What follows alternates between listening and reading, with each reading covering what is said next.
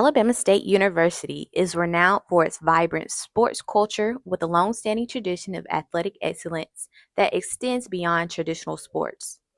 In addition to traditional sports and dance teams, esports has emerged as a new and exciting addition to the sports landscape at Alabama State University.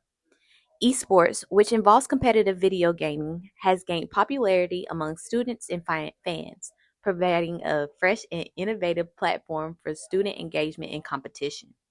The inclusion of esports at Alabama State University reflects the university's commitment to embracing new and diverse opportunities for students' involvement and entertainment. Alabama State University continues to push boundaries and explore new avenues for student engagement, ensuring that sports culture remains a dynamic and inclusive aspect of campus life at the Alabama State University.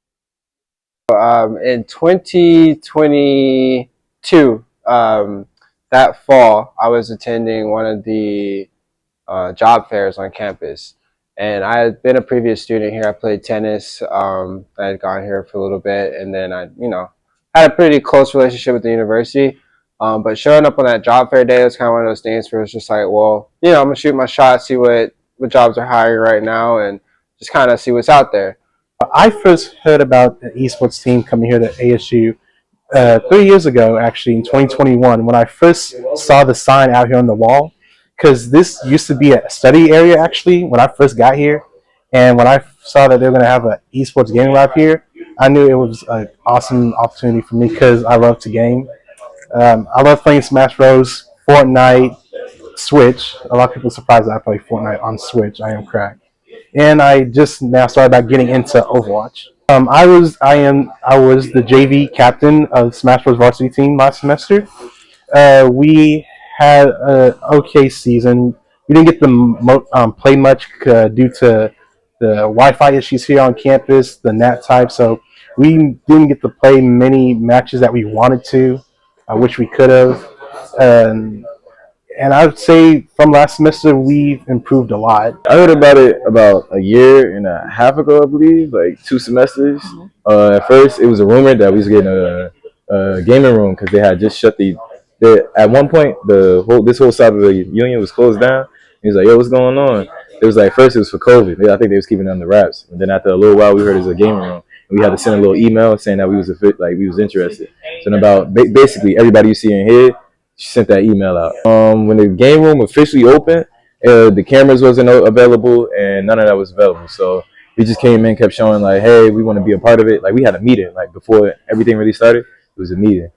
And what's the word? He was like, yo, we need y'all to just hold it down while we still setting it up. And if you really interested, we could have y'all on the team. We got to pick our own team. So like I was off rip, I was captain of Apex, I was vice captain of COD, I was on the Overwatch team, I was on the Rocket League team, and I'm forgetting one more. But I was on a lot of teams for like the off rip, but it can be overwhelming. But we was just trying to make sure we was on as many teams as possible, showing the school that we about it. So first we have to gauge the student interest. We have to actually see what students are playing on campus, what games are they trying to play, and then what can we actively actually do. So one of the first things we did was we kind of polled all of the students who were on the esports team initially, all of the interest that we gathered from that initial flyer outpost and things like that. And then what we did was we took that and we divvied everybody up into their separate teams, right? And then for, let's say Super Smash Bros, we had about, I'd say maybe 10 to 12 people our first semester with high interest, right? So we had to have in-house tryouts within that group of people as well. And then they played for their own line on the lineup, their own number on the lineup. So that's how we pretty much get down to divvying up who's going to go where and actually play on an active roster, and who's just kind of, going to remain at a club level and just work on their game. Because it's one of those sports where people can step in and out of the roster right now. You're not completely locked in unless you're playing for a big cash prize. But otherwise, that's how we get to that. Yeah, we're in the Star League bracket right now. And so we go against teams from all across the nation. We play them every week pretty much. And yeah, they're very tough. They have a lot of skill. I mean, we're just starting out, so we're not going to be as good. But they're definitely very, very talented people. And a lot of them are super nice, too. Like, we'll have scrimmages with Faulkner that helps us get better.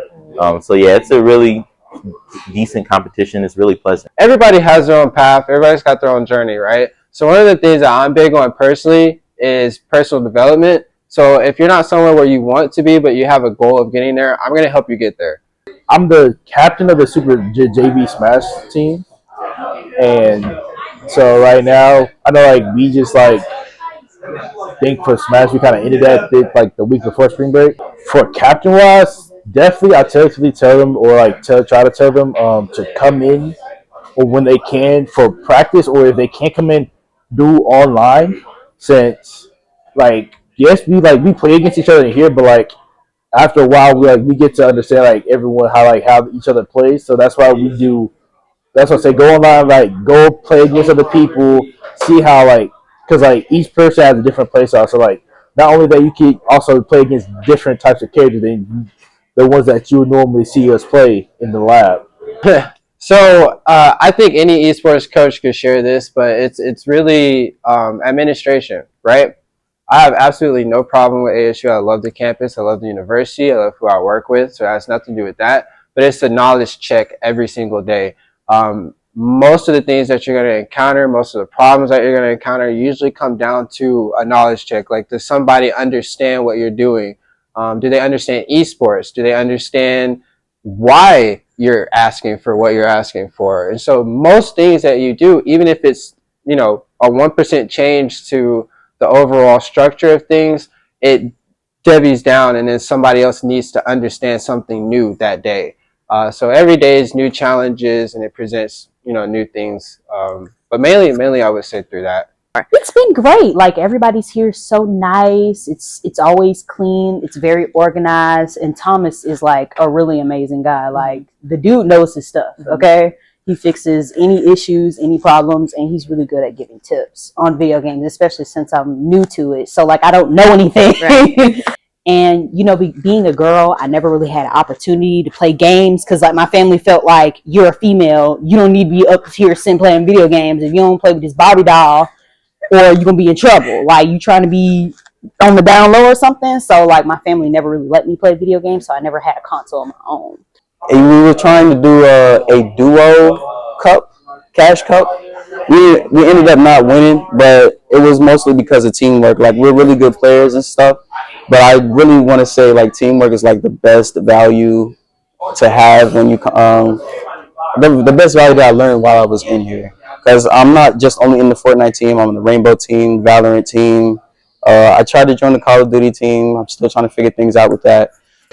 Thomas, I really do. I really enjoy him. With my first impression of him, when I see him, he just like showing me around, and then he asked me what team I was going to be interested in joining. I told him Fortnite, and he just instantly just started talking to me about it. I booted up a game, as a matter of fact. The first day when I was in here, I just booted up Fortnite and ran a couple of games. He was just sitting behind me watching. He was like, "Yo, you're very good. You really should be on the team." And after that, like he didn't just like let me go.